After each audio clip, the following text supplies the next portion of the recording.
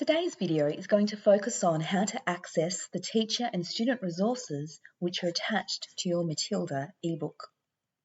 Here we are in the library where you'll be able to see all of your Matilda and Macmillan education products.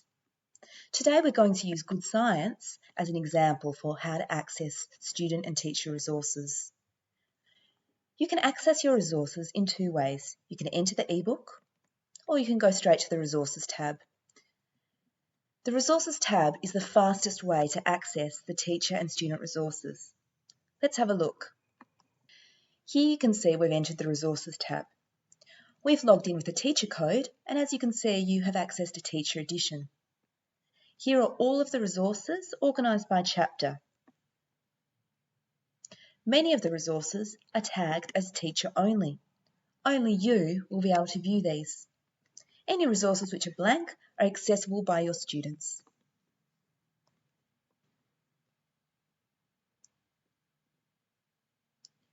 Here you can see at a glance that Chapter 4 is supported by an answer file, a teaching program, various audio teacher support files, worksheets, web links, and more. You can download these resources as individual files, or if you'd like to download them in bulk, click the Bulk Downloads button over here and you'll be able to download them by chapter or by resource type. You can also filter your resources by type, audio, web links, or files. Let's go back to the library.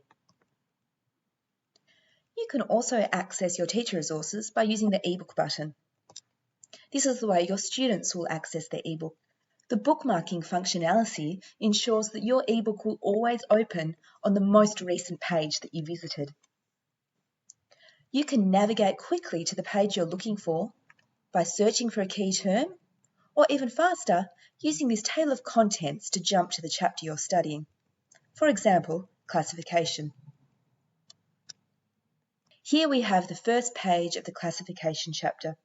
This is exactly the same content that your students will be viewing in the student digital resource or in their physical textbook. You can see that there are 3 files linked to this chapter opener. Each of them have a small black T in the corner. This denotes that these are teacher-only files, so only you can view them. Here you have a teaching program, an answer file for the whole chapter, and an audio hit. This is an audio teacher support file which will give you some practical implementation tips for how you might like to introduce this topic to your class. Let's click over to the first lesson in the classification chapter. Again, you can see that there are some icons at the top of the page. This first icon does not have a black T in the corner. This means that your students can view this file. In this instance, it's a student worksheet. Next to it, you have your audio hit. Again, this is your audio implementation support for this particular lesson. This image down here is supported by a web link. Students can click this and access the website directly from the page of their ebook.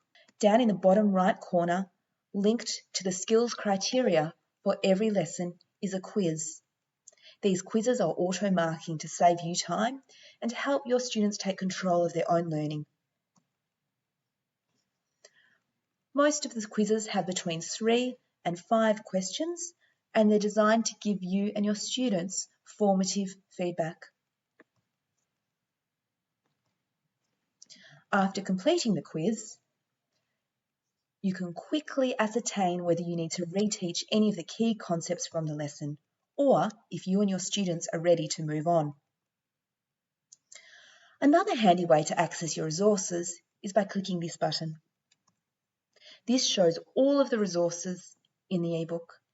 Again, you can easily see which resources are teacher only and which are accessible by your students. You can also access your quizzes in this way, one for every spread in the book.